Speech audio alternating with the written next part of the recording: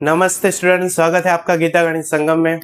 कुछ दिन पहले मैंने आपसे वादा किया था कि मैं स्टैंडर्ड 10 मैथ्स का एनसीईआरटी का पूरा सिलेबस चुटकियों में खत्म करवाने वाला हूँ।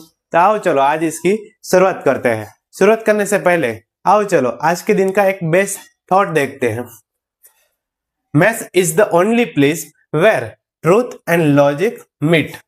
Master the logic and marks will follow automatically.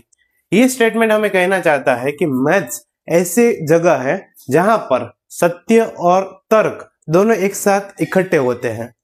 अगर आप लॉजिक में मास्टर हो जाते हो तो मार्क्स ऑटोमेटिकली आपको फॉलो करेंगे। तो हमें हर एक चैप्टर में क्या करना है, उसके लॉजिक में मास्टर होना है, तो मार्क्स तो ऑटोमेटिकली आने ही वाले हैं। तो आओ चलो हम शुरुआत करते हैं मैथ्स के चैप्टर नंबर 14 की प्रोबेबिलिटी। क्यों हमने चैप्टर नंबर 14 की शुरुआत की? क्योंकि ये वाला चैप्टर आपके बोर्ड के पेपर में सबसे ज्यादा मार्क्स देने वाले चैप्टर में से एक है। तो इस चैप्टर की शुरुआत में हम कुछ बेसिक डेफिनेशन पढ़ेंगे और इसका मीनिंग समझेंगे, है ना। फिर उसके बाद एग्जाम्पल पर शिफ्ट होने वाले हैं।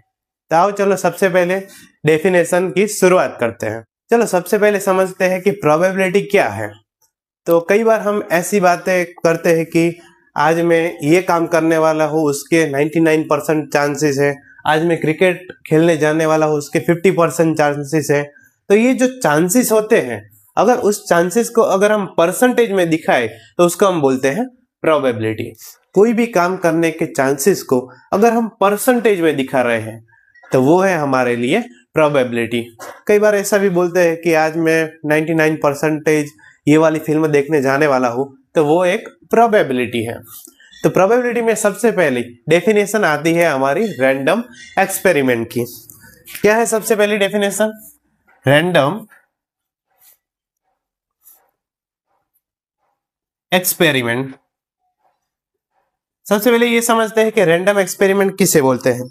रैंडम एक्सपेरिमेंट मीन्स, अगर हम आसान लैंग्वेज में बोले तो किसी भी काम को करना, कोई भी काम हो, जिस काम को करने के बाद हमें ये पता हो कि उस काम का एंड होने के बाद ये पॉसिबल आउटकम हमें मिलने वाले हैं। फॉर एग्जाम्पल, अगर हम कोई कॉइन को टॉस करते हैं तो हमें पहले से पता होता है कि उस पर हेड आने वाला है और टेल भी आ सकता है। इन दोनों में से कोई एक तो आने वाला ही है। पर इस वाले एक्सपेरिमेंट में हमें एग्जैक्ट आउटकम पता नहीं होता। उसका मीनिंग क्या है? कॉइन को टॉस करने से पहले हमें ये नहीं पता होगा कि उस पर एग्जैक्ट हेड आएगा या एग्जैक्ट टेल आने वाला है, वो हम पहले से नहीं बता सकते। तो उस वाले एक्सपेरिमेंट को बोलते हैं हम रैंडम एक्सपेरिमेंट।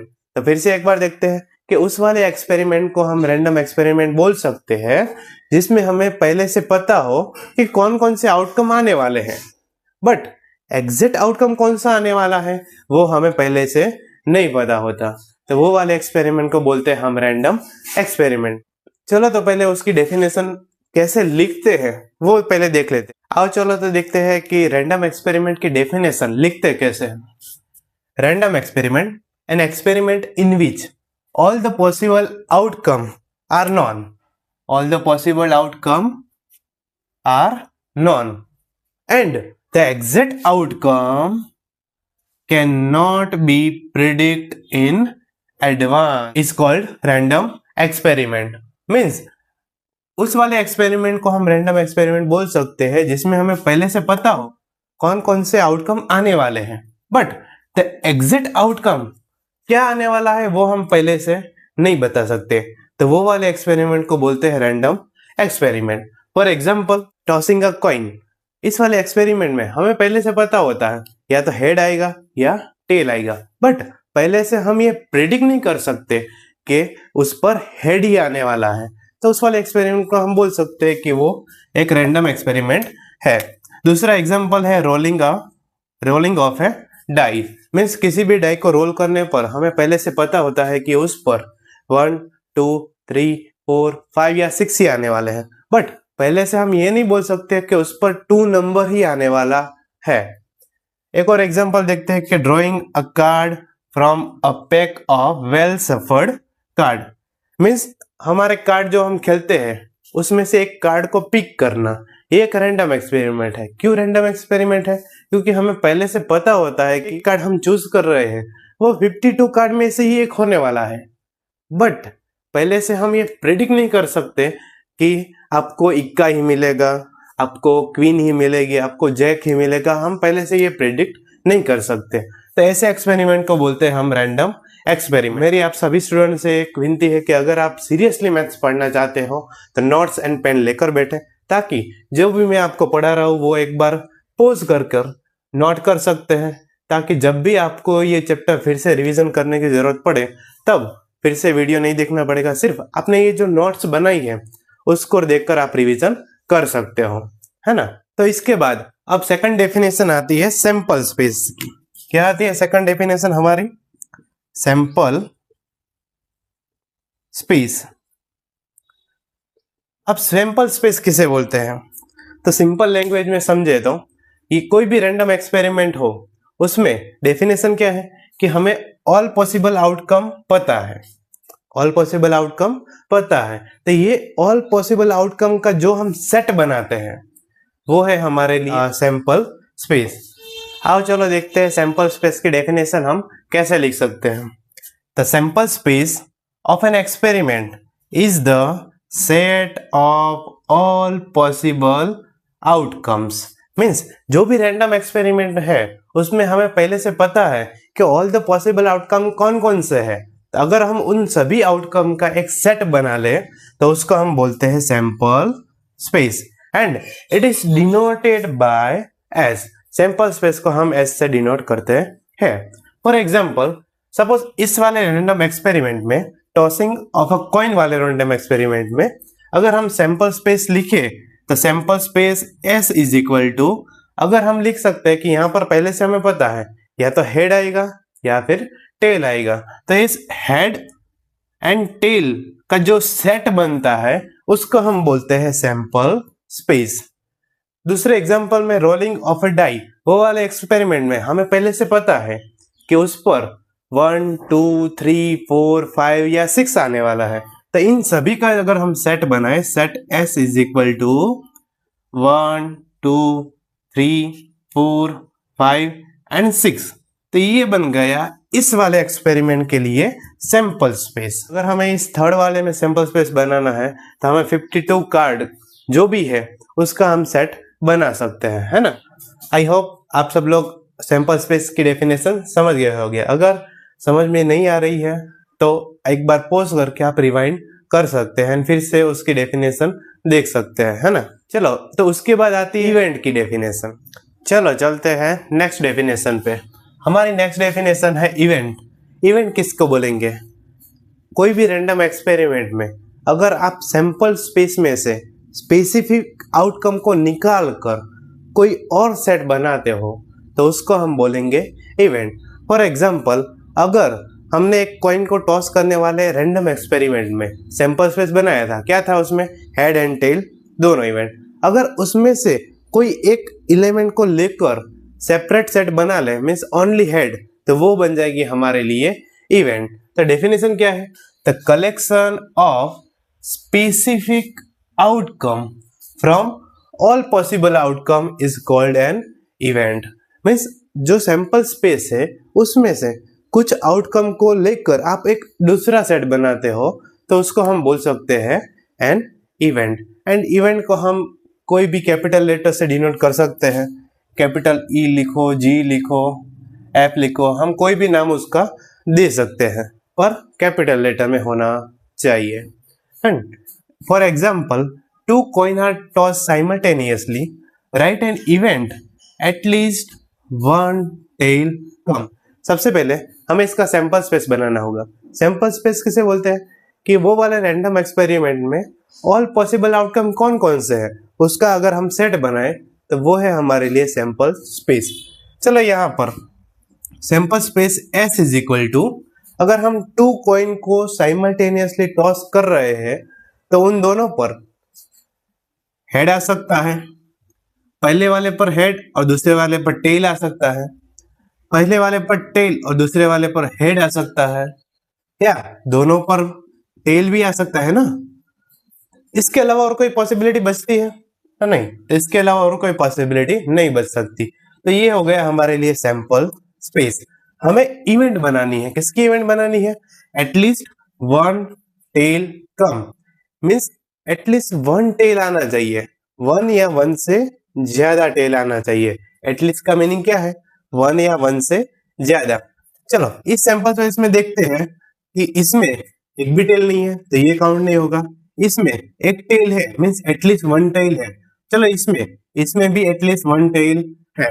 चलो इस लास्ट वाले में दो टेल है, मीन्स वन टेल आई तब भी चलेगा, दो टेल आई तब भी चलेगा। चलो तो हमारी इवेंट क्या बनेगी? Event E is equal to head tail, tail head and tail tail. तो ये बन गई हमारे लिए इवेंट। अब आप फिर से डेफिनेशन पढ़ो। The collection of specific outcome from all possible outcome. ये है हमारे लिए ऑल पॉसिबल आउटकम, उसमें से ये वाला कलेक्शन बना दिया एक दूसरा सेट, तो उसका हम बोलते हैं इवेंट। आप समझे इवेंट किसे बोलते हैं?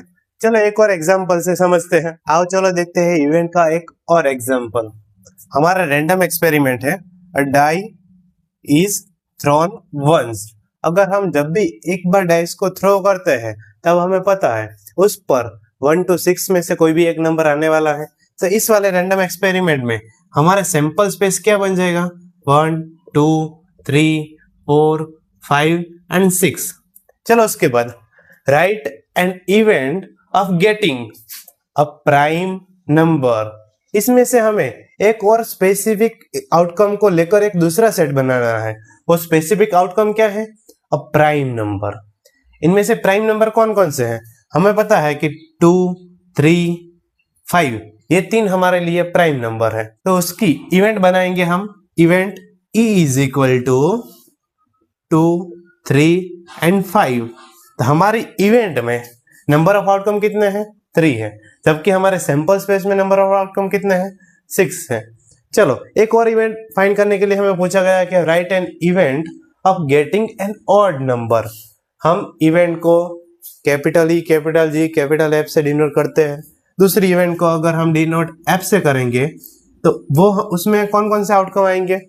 तो एन ऑड नंबर लेने हैं हमें। इस सैंपल स्पेस में से कैसे नंबर लेने हैं? ऑड नंबर लेने हैं। हमें पता है कि इसमें से 1 3 5 ये तीनों नंबर ऑड नंबर है, तो हमारी दूसरी इवेंट बन जाएगी 1 3 एंड 5।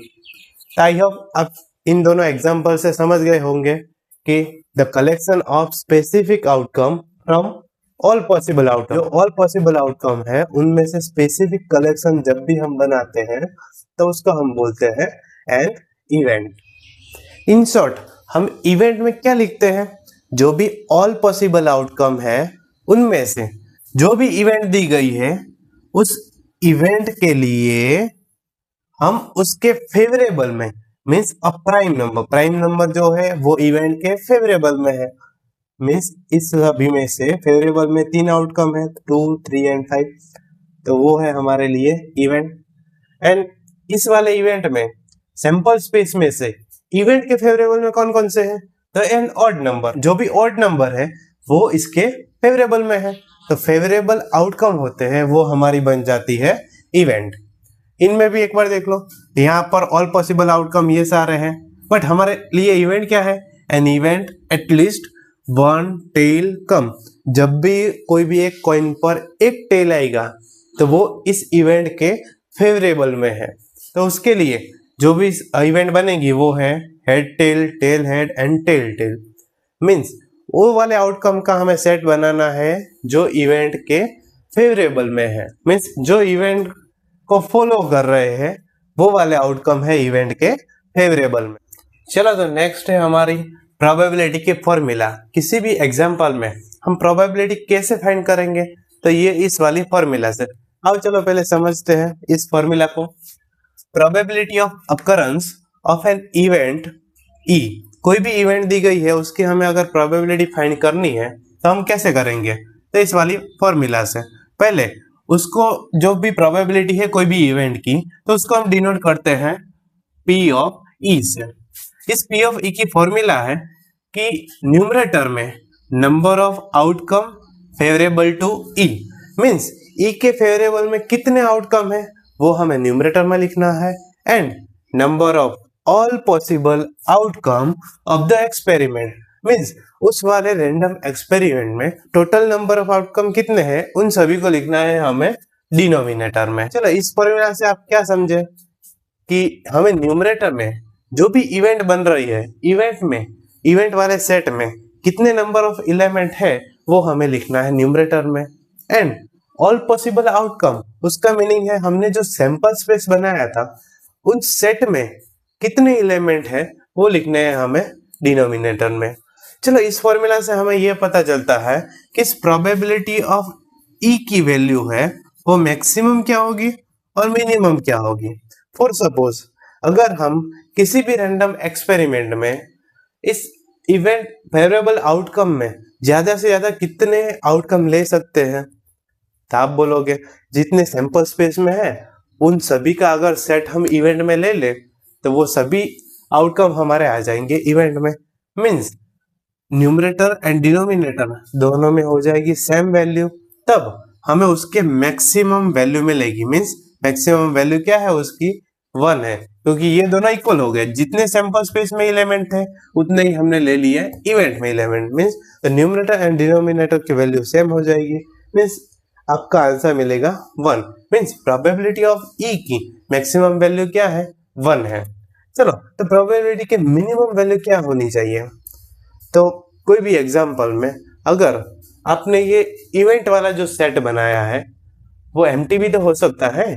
फॉर एग्जांपल कोई एक कॉइन को टॉस करने पर हम ये एज्यूम करते हैं कि उसकी इवेंट क्या है कि उस पर हेड भी नहीं आना चाहिए एंड टेल भी नहीं आना चाहिए, तब इवेंट में हमें कोई भी एलिमेंट हमें नहीं मिलने वाला। तब न्यूमरेटर की वैल्यू क्या बन जाएगी 0 बन जाएगी, एंड डिनोमिनेटर की वैल्यू तो कोई भी हो सकती है। इस वाले एक्सपेरिमेंट में 2 है, 3 है, 4 है, 5 कोई भी हो सकती है, बट 0 बाय एनीथिंग उसका आंसर क्या होता है 0 ही होता है।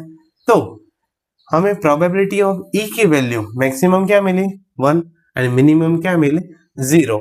हम इस पर से ये एजम्पशन कर सकते हैं कि कोई भी एग्जांपल में अगर हमें प्रोबेबिलिटी की वैल्यू एक से ज्यादा मिल रही है तो हम बोल सकते हैं कि उसमें हमारे ही कोई गलती होगी, क्योंकि इसकी वैल्यू एक से ज्यादा कभी हो ही नहीं सकती। एक हो सकती है पर एक से ज्यादा नहीं हो सकती। एंड अगर किसी भी एग्जांपल में प्रोबेबिलिटी ऑफ ई की वैल्यू 0 से छोटी मिल रही है तो वो भी कभी पॉसिबल नहीं है, कहीं ना कहीं हमारी मिस्टेक होगी, ये हम बता सकते हैं इस पर से, है ना। तो याद रखना कि प्रोबेबिलिटी की maximum value 1 and minimum value 0 होती है। फिल इन द ब्लैंक में या एमसीक्यू में ऐसा क्वेश्चन आ जाता है तो हम याद रखेंगे। चलो तो एक एग्जांपल से ये वाली फॉर्मूला अप्लाई कैसे करते हैं वो सीखते हैं। हमें फाइंड करना है find the probability of getting a head when a coin is toss once. जब भी हम एक बार कॉइन को टॉस करते हैं तब हमें किसकी प्रोबेबिलिटी फाइंड करनी है, find a probability of getting head. तो हमारी यहाँ पर इवेंट क्या बन जाएगी, event E is equal to getting a head, ये बन जाएगी हमारी इवेंट। पर उससे पहले हमारा सैंपल स्पेस लिखना पड़ेगा। हमें पता है कि सैंपल स्पेस क्या होता है, ऑल पॉसिबल आउटकम का सेट। यहाँ पर कॉइन को एक बार टॉस करने पर हमें पता है हेड आएगा या टेल आने वाला है, तब हमारी इवेंट क्या है E is equal to getting a head number. तो हेड किस में आ रहा है, इन दोनों में से देख ही में आ रहा है, तो ये बन जाएगा हमारे लिए event E is equal to only 1 element. चलो अब इस फॉर्मूला में सारे वैल्यू रखते हैं। Probability of E is equal to, चलो number of outcome favourable to E, means E में नंबर ऑफ आउटकम कितने हैं तो 1 ही है, तो 1।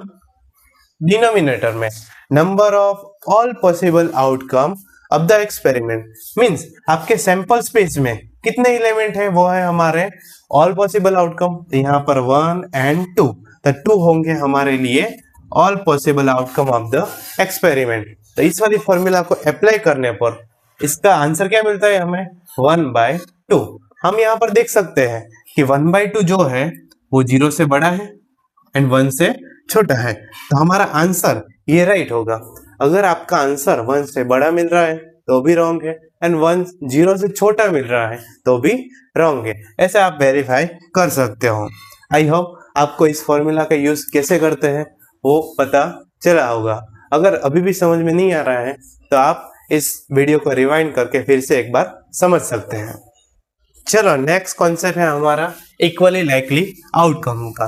तो आपको इसमें सिर्फ एक ही वर्ड याद रखना है, equally likely outcome means equal probability. क्या बोला मैंने? Equally likely outcome means equal probability. उसका मीनिंग क्या है? अगर किसी भी रैंडम एक्सपेरिमेंट में अगर कोई भी दो आउटकम के आने की प्रोबेबिलिटी इक्वल है तो उस वाले आउटकम को बोल देंगे हम इक्वली लाइकली आउटकम। फिर से एक बार, अगर किसी भी रैंडम एक्सपेरिमेंट में कोई भी आउटकम आने की प्रोबेबिलिटी इक्वल है तो उस वाले आउटकम को बोल देंगे हम equally likely outcome. For example, अगर हम किसी भी एक कॉइन को टॉस करते हैं तो हमें पता है उसका सैंपल स्पेस क्या होने वाला है, या तो हेड आएगा या फिर टेल आने वाला है। अगर इस वाले रैंडम एक्सपेरिमेंट में अगर हम हेड आने की प्रोबेबिलिटी फाइंड करें तो बाय फॉर्मूला क्या होगा? Number of outcome favourable to E means head कितनी बार है? ओनली 1 टाइम्स है तो 1 divide by total number of outcome क्या होगा? 1 एंड 2। इसकी प्रोबेबिलिटी मिलेगी हमें 1/2। अगर टेल आने की प्रोबेबिलिटी फाइंड करें तो वो क्या मिलेगी हमें? Number of outcome favourable to E means tail कितनी बार है? 1 ही टाइम्स है तो 1 by total number of outcome कितने हैं? 1 एंड 2। तो इसकी भी प्रोबेबिलिटी होगी 1/2। मींस इन दोनों आउटकम के आने के चांसेस में आने की प्रोबेबिलिटी कितनी है? 1/2 है। मींस इक्वल प्रोबेबिलिटी है। अगर इक्वल प्रोबेबिलिटी है तो उसको हम बोल सकते हैं इक्वली लाइकली आउटकम। चलो एक और एग्जांपल लेते हैं। अगर हम एक डाइस को रोल करते हैं तब हमें पता है उस पर 1 2 3 4 5 एंड 6 नंबर आ सकते हैं। इस वाले एक्सपेरिमेंट में अगर हम कोई भी इवेंट ले कि इसमें 1 आने की प्रोबेबिलिटी फाइंड करो तब हमें क्या मिलेगी? तो यहाँ पर देखना, अगर 1 आने की प्रोबेबिलिटी फाइंड करनी है तो probability of E is equal to 1 कितने टाइम्स है? तो एक ही टाइम्स है। तो इसमें फेवरेबल आउटकम कितने मिलेंगे? 1 divide by total number of outcome कितने हैं? 1 to 6 मींस 1/6 इसकी होगी प्रोबेबिलिटी। अगर इसी वाले एक्सपेरिमेंट में 2 आने की प्रोबेबिलिटी फाइंड करें तो 2 कितनी बार से? 1 टाइम्स है divide by total number of outcome, उसमें भी 1/6 मिलेगी। इसी तरह से 3 आने की प्रोबेबिलिटी, 4 आने की प्रोबेबिलिटी, 5 आने की प्रोबेबिलिटी एंड 6 आने की प्रोबेबिलिटी, इन सभी का आंसर क्या होगा? 1/6। मींस इन सभी में इक्वल प्रोबेबिलिटी मिल रही है तो ये सभी आउटकम इक्वली लाइकली आउटकम है ना? तो आप समझ गए होंगे equally likely outcome means equal probability होनी चाहिए। चलो एक और रैंडम एक्सपेरिमेंट देखते हैं। अ bag contains 4 red ball and 1 blue ball means total number of outcome कितने होंगे? टोटल होंगे यहाँ पर 4 + 1 इज इक्वल टू 5 बॉल्स है। And you draw a ball without looking into a bag. हमें बैग में देखे बिना एक बॉल को निकालना है।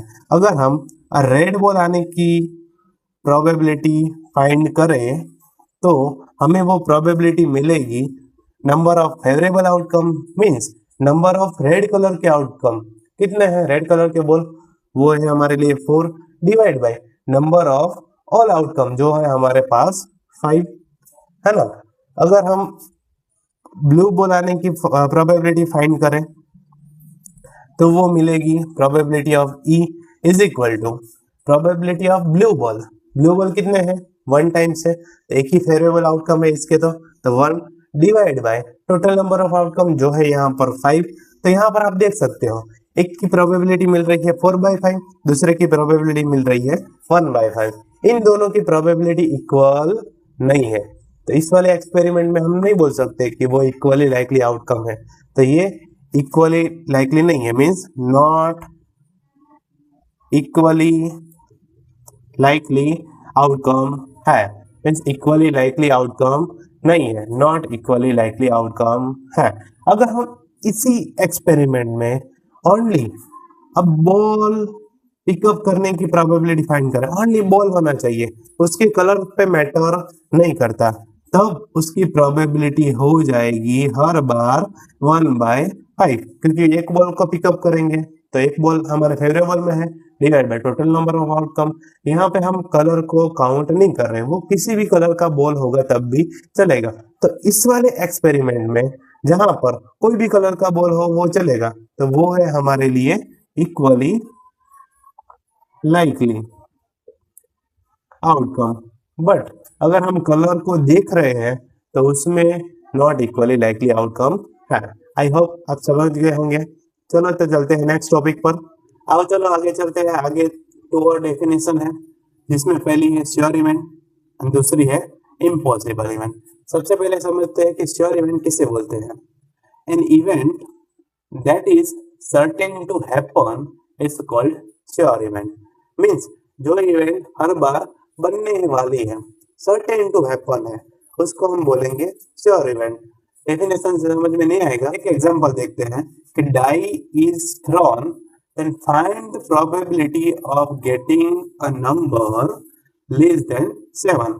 हमें पता है एक डाइस को रोल करने पर उस पर हमें 1, 2, 3, 4, 5 एंड 6 आउटकम मिल सकते हैं, बट इनमें से हमें प्रोबेबिलिटी किसकी फाइंड करनी है, तो getting a number less than 7।